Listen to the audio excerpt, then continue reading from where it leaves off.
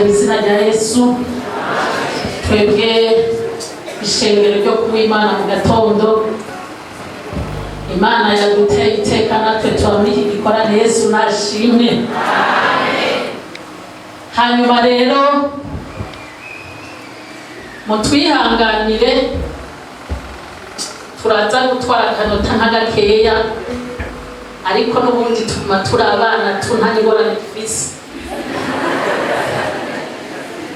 Imbere y'uko mvuga, hari umwana agira ashinga intahe mu misegonde nka 20 kazi. Muvugire ngwima. Haleluya. Haleluya. Sunday school turashimira Imana. Impamvu dushimira Imana, ibihubuta byarabayeho bigomba kudukura mu buntu bw'Imana. Yesu nashimwe. Bigomba kudukura mu buntu bw'Imana, ariko turashimiye Yesu. Ari jambo twigeze kubwira igihe kimwe ngaha Mukamesa, turabwirwa ngo naho ibihubuta byoza uraguma mu ishengero aho nyene hari umugeni wa Kristo, kandi ni Imana izogusanga. Rero natwe twarahagumye, Imana yaradusanze. Mumvugire ngo Imana. Mumvugire ngo Imana. Turashimira Imana kandi turashimira Imana kandi ndabona akantu kameze neza. Turashimira Imana kandi ko twemerewe na Kristo natwe gukorera Imana. Mwobifatira isanzwe, ariko muraza kubona impamvu twabivuze. Hari igihe amaboko yacu yari ameze nk'akabika, si uko tutabikunda, ariko Imana yatugiriye neza. Yesu nashimwe. Mumvugire ngo Imana. Fatanya natwe muyiduhere amashi.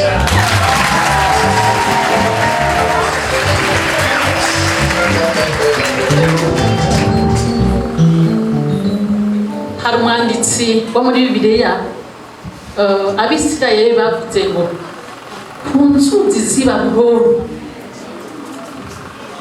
Haleluya. Ngo niho twahora twicaye, ngo maze bakatubwira ngo nitubaririmbire ku ndirimbo z'i Yerusalemu, ngo tugaca tubabwira ngo tworirimbira gute Uhoraho kandi turi hehe? Ishengero ryo Mukamesa, ndizeye ko mufatanije na Sunday gushima Imana.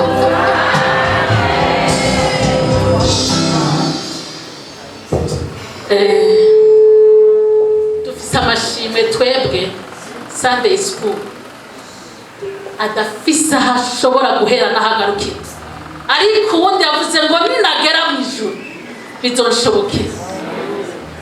Ntitwari tuzi ko bishoboka ko abana bo muri Sunday dusubira gufata mikro tukabwira abantu ngo nimuhe amashima, ariko igihe nitegereje Yesu ndamubaza n'ubwa bundi umeze uko wewe urashobora gufata umuntu ukamubabaza ukamugirira ukamubabaza pe ugira uzumugirire neza. Ntidufise uko twobivuga, ariko Imana yacu yo mu ijuru nivyumve ko Sunday school ishimye Imana.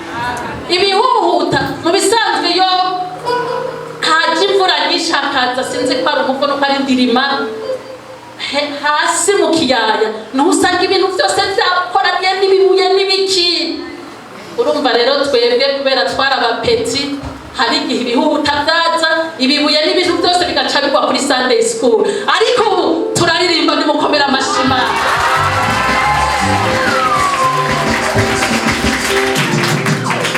Hanyuma Imana yo mu ijuru yarakoze kuduhindurira gutya, kutugirira ibintu bya gutya. Nitwari tugifise ikibanza mu ishengero, mugubu n'abaprotokole barabizi ko baturonde naho twicara amataka.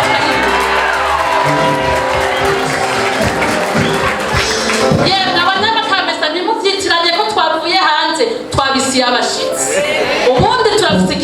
ishenge. Yesu yarakiduhaye izuba riva. Yesu nashimwe. Hanyuma ibisigaye ndafise ishimwe jewe ku gatwe kanje. Iki gikorane ni kubw'ibyo. Kuri ibyo byose Yesu yadukoreye abana. Burya bawuciye mu gifaransa, burya abantu umuryango ukenye, umuntu wa mbere akena n'umugore n'umwana. Niwe aboneka ko aba mu muryango iyo bakenye bibonekera cyane ku mugore n'umwana. Twebwe hariho ibintu dukenye kandi twebwe abana nitwe twabibonye cyane ko bikenye. Ubundi ngaha aba bana baba bakunda kubona cyane ibintu iyo bikenye, babonye bitanguye kwibuvuga abavyeyi, kenshi baratangura gutanga umushinge. Nibaza ko muvyibuka batubwiye ngo bazokuba ku rugomero, abana baratanze umushinge w'imifuko ndwisima. None uno munsi naho bazanye amatwarete 2. Yesu nashimwe. Bazanye amatwarete 2 ngubu umushinge w'ivyo babona mu nzi wabo bikenye. Hanyuma namwe muce mushiraho mutugirire neza bigende neza. Yesu nabahezagira. Hanyuma baca barimba ati kubera Imana yadusubije kwicara mu ngoro y'Imana, kubera Imana yadusubije ijambo. Mwana wese arafise ikimazi c'ishimwe aza gushira muri iki giseke. Nuko tugira umwana umwe wese, sinzi uko byogenda, sinzi igihe babigirira kugira tuganye umwanya, sinzi. Nawewe wokwiyumvira twari tudowe ukadufasha gushima Imana, ukatubashiraga. Yesu yoguhezagira. Yesu nashimwe. Ko mwabiteguye rero Yesu